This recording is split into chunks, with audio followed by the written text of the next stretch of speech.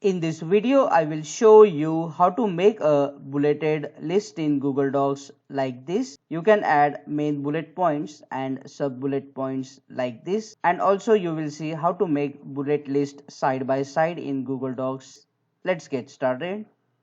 First, to make a bullet list, enlist all the words in Google Docs, then select all the words and you will see here option bullet points. Click on this small triangle to explore bullet points. You will see here many options. You can select any one option. My personal favorite is the checkbox option. If you want to make sub bullet points, select the words and then press tab on your keyboard to increase the indent. You can also increase the indent by clicking here like this. If you click on this box, you will see that all the boxes are selected.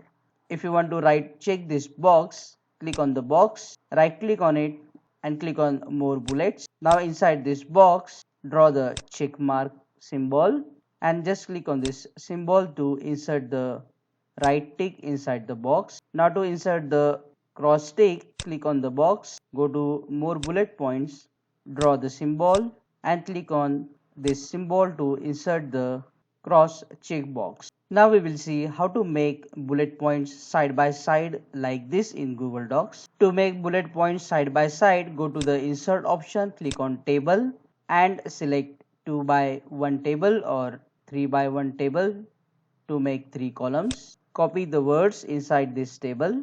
After inserting the words, select the table, give the bullet points and you can center align it like this by clicking on the increase indent option. Now we want to remove this outer border.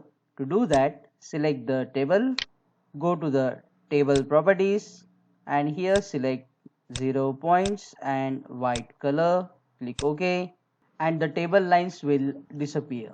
If this video solved your problem, comment below and let me know, and do check out these useful videos shown on screen to know more about Google Docs. See you again in the next video.